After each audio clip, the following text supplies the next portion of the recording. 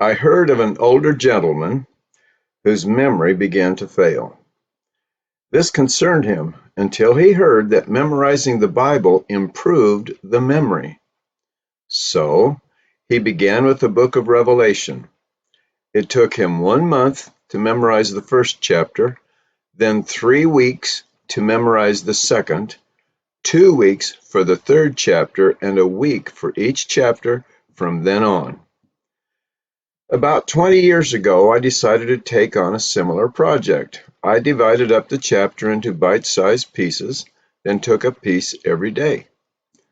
It was going well until one day my little piece seemed so easy that I was tempted to just keep going. But I had my set routine, so that's all I memorized for that day. The next day, I couldn't memorize anything. My mind felt like a sieve. Nothing stuck. And from then on, memorizing seemed so hard. I had lost my momentum and was so disappointed. Oh well, I have the time and the opportunity. Let's give it another go and see what happens. It's been said that a journey of 1,000 miles begins with the first step. You can't memorize the whole Bible in one day, but you can memorize one small piece today, then another small piece tomorrow, then another and another from now on. Whatever is put on the shelf of the mind is one more piece that cannot be taken away. This is the beginning of a journey of that 1,000 miles. I am a truck driver. I spend all day behind the wheel of a big rig. What do I think about for those many hours? Almost any and everything. Sometimes I will turn on a YouTube sermon or seminar just to have something to think about.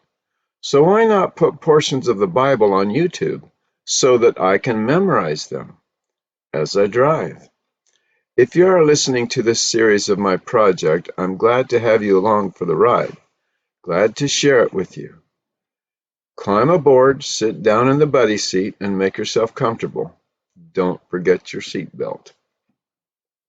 As this project develops, the process might change over time, but we'll experiment with it until we get it the way we like it. Some parts are easier than others, obviously. When you get stuck on a difficult part, work on that part until it flows perfectly, word for word. Learn all the little pieces, then put them together, paying close attention to connecting words.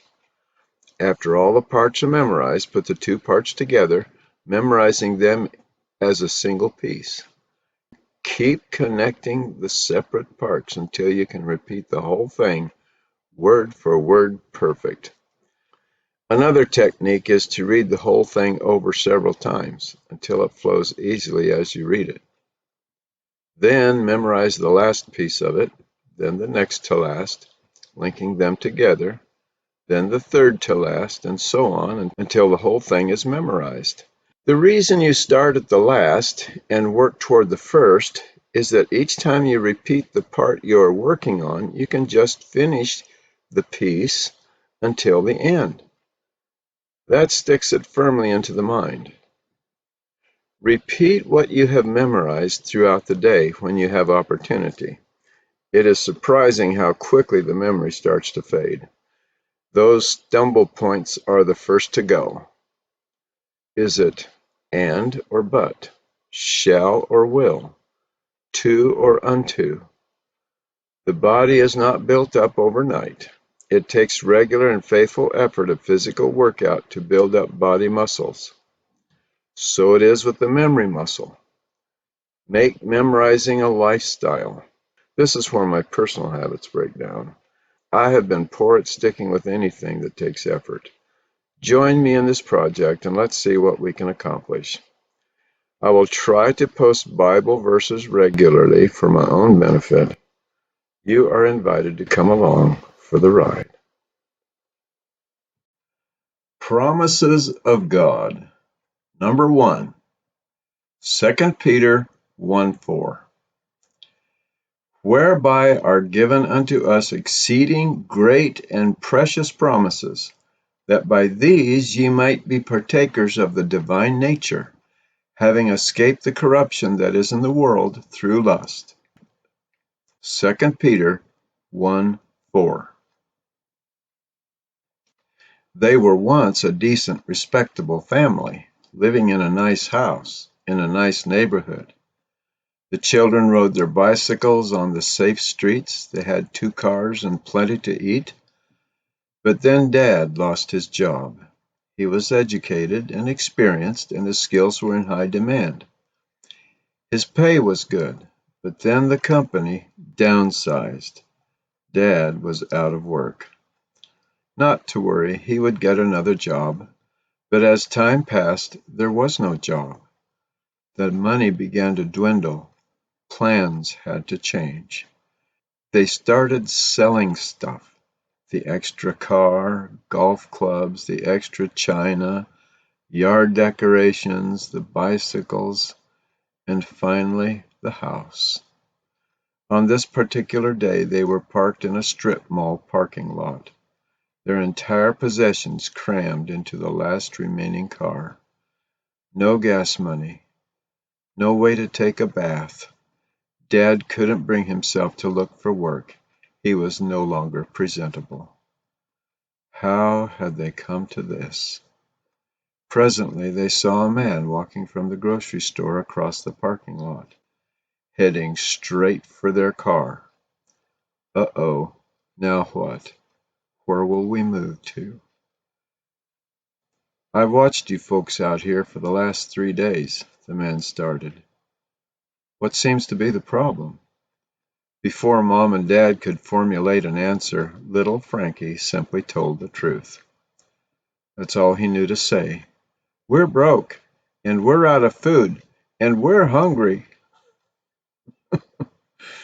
Well, that's a straightforward answer. Nothing wrong with a little honesty, the man replied, but his eyes told a story of their own.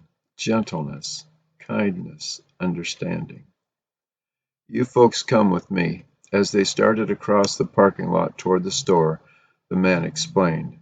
I own this store and I want to feed your family. You grab a shopping cart and fill it up. And don't be bashful, I'm buying. Mom and Dad didn't know what to say except thank you. As they wheeled their cart down the aisles, they picked out a few things here and there. They did not want to take advantage of the stranger's generosity. But the 3 kids, they went through the store piling all kinds of good stuff into the grocery cart. Mom and Dad were embarrassed. Presently the store owner came by to check on them. He began to chat with Dad, quizzing him about his work history. The more they talked, the more excited the man became.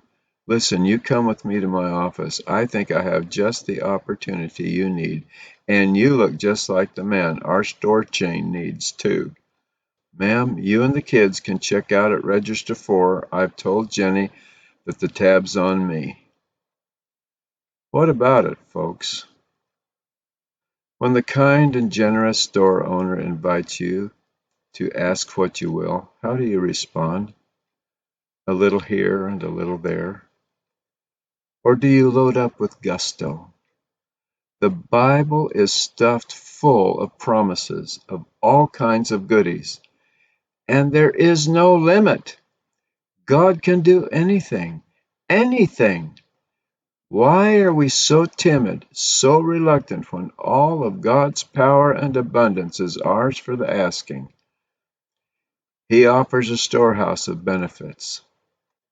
Ask, folks, ask.